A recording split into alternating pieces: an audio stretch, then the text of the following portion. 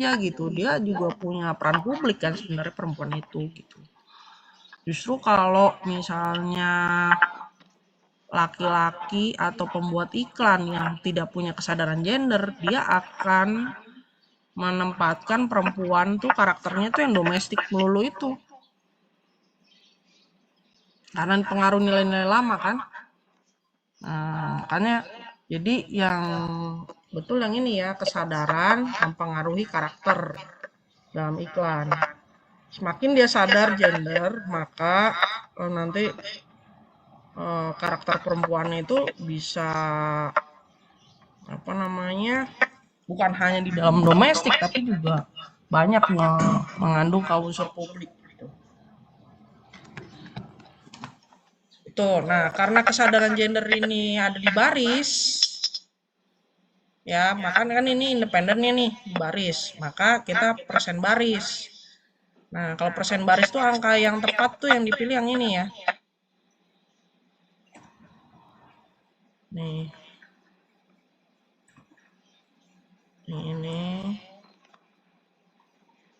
Ini sengaja nih saya tampilkan semua. Karena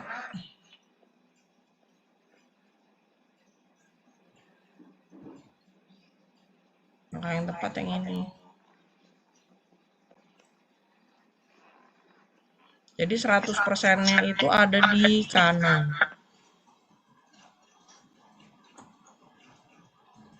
Ya. Kalau yang persen kolom itu nih 100%-nya ada di bawah begini.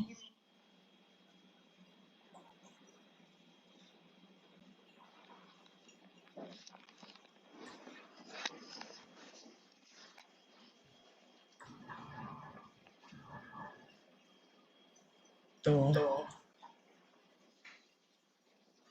Cara bacanya gimana? Cara bacanya dari atas ke bawah ya.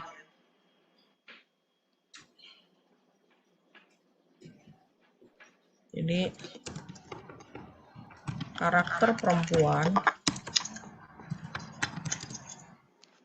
dalam iklan domestik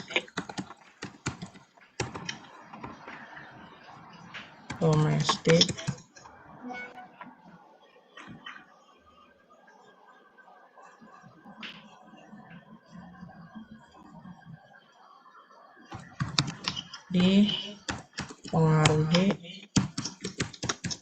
oleh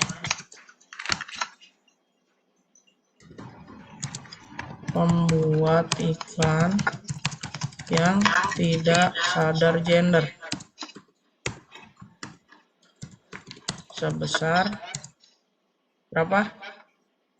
63,47%.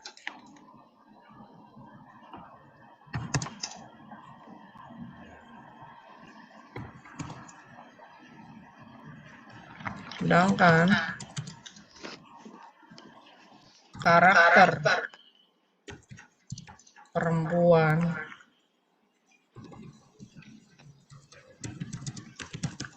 yang publik, karakter perempuan dalam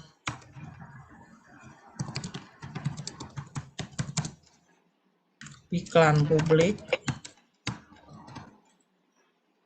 dihasilkan oleh pembuat iklan yang sadar gender sebesar 65%. Gitu cara bacanya ya. Cara menentukan persentasenya itu tadi kita menentukan dulu ya, mana independen mana dependen. Independennya kan berarti kesadaran media, kesadaran gendernya ada di sini, berarti dia di baris ya. Maka persen baris, angkanya yang ini yang saya kuning-kuningin. Cuman kalau baca itu sebaliknya dari kolom atas ke bawah.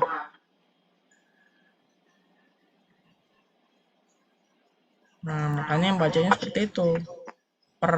Kita bandingkan ininya nih. Jadi jangan dibaca semua, baca yang paling tinggi angkanya.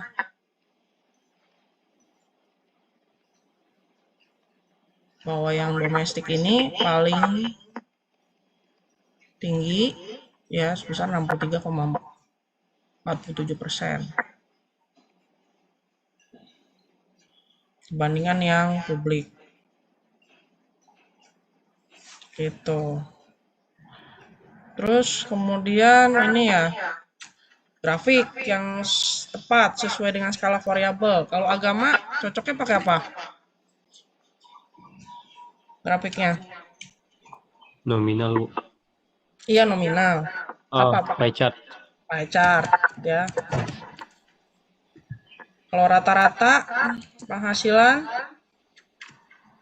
pakainya Histogram ya, Bu? histogram.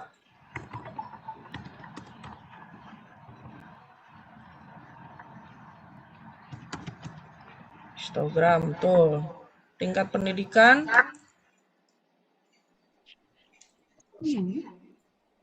Bisa pie pakai chart atau mungkin batang, Bu. batang. Tuh. Dilihat aja kalau pendidikannya banyak kategorinya pakainya batang ya, tapi kalau cuma 3 kategori apa namanya ya pie chart bisa juga gitu, tapi kalau bicara tingkat sih bagusnya pakai batang aja.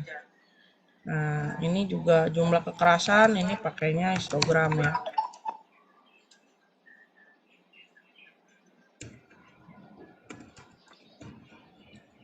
Nah domisili juga gitu. Domisili kalau kurang dari 5 kategori bisa pakai pie chart ya, tapi kalau lebih dari 3 kategori pakainya batang. Gitu ya. Yang itu ya. Nanti kita latihan lagi lah minggu depan. Pokoknya harus sampai bisa lah, sampai ini.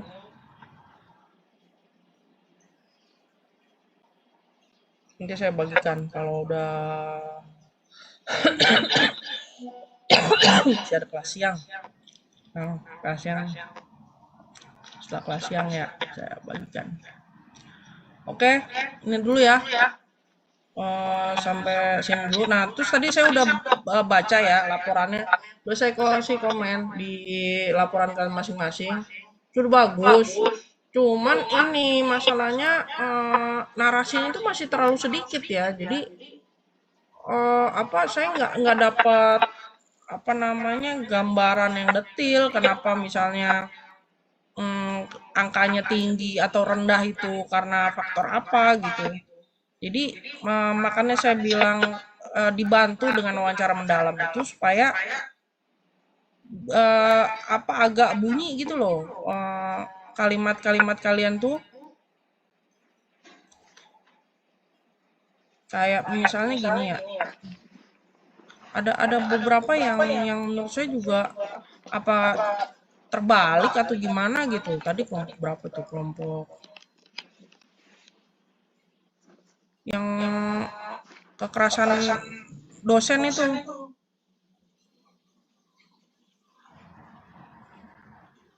Nih,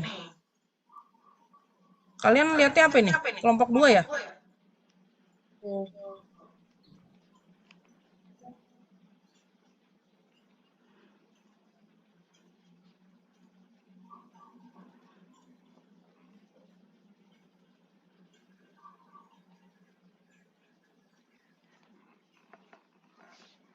Sikap terhadap relasi kuasa ini. Tadi kok tinggi gitu loh, padahal dia nggak pernah mendapatkan kekerasan dari dosen gitu. Jadi saya bingung, kamu salah apa bagaimana sih ininya nih? Apa terbalik gitu tinggi rendahnya itu? Kan rata-rata nggak pernah dapat kekerasan dari dosen kan? Iya nggak kelompok 2? Nih. Iya nggak pernah kan? Ininya kekerasan fisiknya kamu sebutnya di sini tinggi. Saya jadi keder ini. Harusnya rendah dong. Kekerasan seksual fisik relatif tinggi dengan 97%. Tapi tidak pernah mengalami hal-hal tersebut. Nah, ini nih, yang gini-gini nih. Jangan-jangan terbalik buat kategori. Ya, dibaca lagi ya yang gini-gini ya. Cuma kelompok juga. Jadi apa namanya? Jangan berhenti sampai dibaca grafik ininya aja, tapi misalnya eh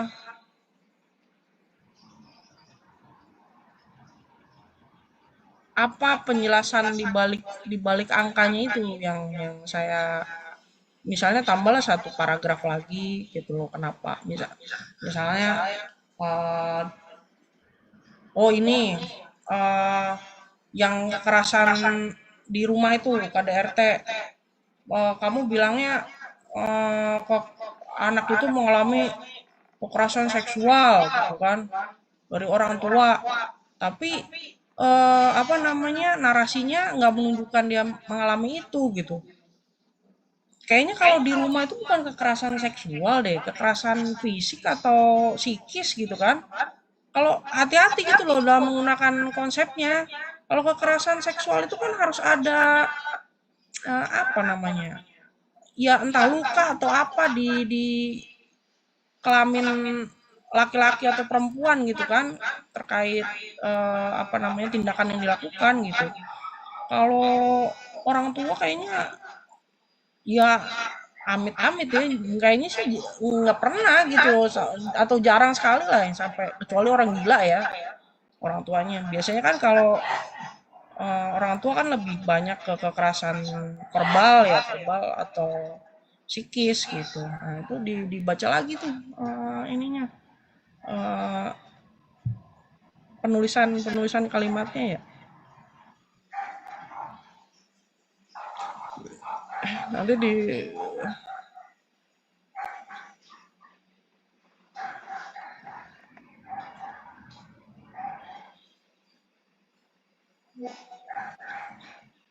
Nah, kan kayak misalnya gini ya, pemberian ancaman karena tidak boleh mengikuti ujian dan segala macam apabila menolak permintaan dosen. Nah, itu baru asumsi atau emang udah ada yang pernah mengalami itu gitu. Nah, kalau itu apa strategi dari mahasiswanya seperti apa untuk menghindari hal-hal begitu gitu. Ya, itu sih udah bagus sih, tinggal narasi-narasinya aja nanti ditambahkan sama tabel silang itu. Nah, tabel silang itu di cross tab ya, yang sudah variabel variabel tinggi sedang rendah sama variabel tinggi sedang rendahnya itu di cross tab coba. Tadi supaya saya bisa lihat itunya berapa di cross tab dan diuji korelasi. Uji korelasinya tapi yang compute ya, jangan yang di record ya.